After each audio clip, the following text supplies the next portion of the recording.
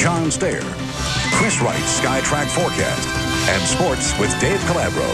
This is Channel 13 Eyewitness News at 6 o'clock.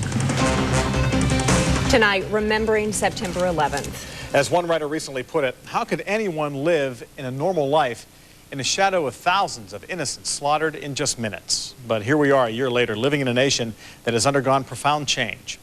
Eyewitness News reporter Chris Prophet now with Indiana, looking back on September 11th while trying to look for hope in these uncertain times.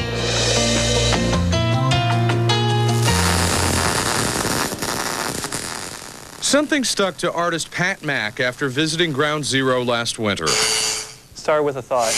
When I was in New York at a foundry working on another job, I visited the World Trade Center Ground Zero, and it was very moving in a sad way.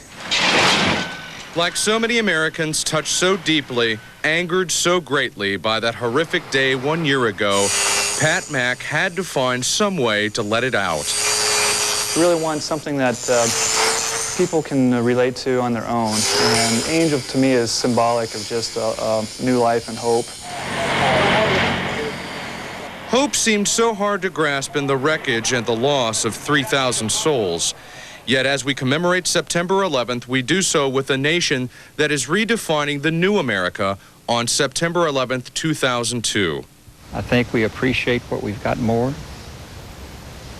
It's time that you better start working with your brother and your neighbors more. We lit up your world like the 4th of July. Contentious songs like Toby Keith's Courtesy of the Red, White, and Blue have been replaced with more somber work found in Bruce Springsteen's The Rising. Sky of love, sky of tears, sky of glory and sin. The flag-waving patriotic fervor has quieted. In just 365 days, the nation has been through war, anthrax scares, and MTV's The Osbournes. No sign. And you grieve for a while, and then you realize that, life goes on, and you have to get back to the daily, routine. Not that you ever forget, but, you just move on. Moving on also means rethinking America's place in the world. Almost 3/4 of the world goes hungry. If they can find one meal a day, they'll be happy. And the way we live here creates a problem.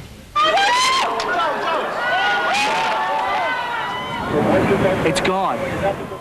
While the world stops for a brief moment to remember September 11th, it does so with hatred and divisions that created the day that we mourn. We're going to learn something from this, and we're going to learn a whole lot. I'm sure there's other people who've learned a whole lot more than I have.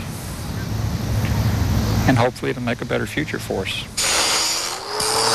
Metal, straight metal, and you're forming into something that people can relate to. Pat Mack's angel was to have an avenging sword. Instead, 1 year later, on September 11th, 2002, it now cradles a child. Completed after several months of work, you can see Pat Mack's Angel along the Monon Trail just south of Broad Ripple.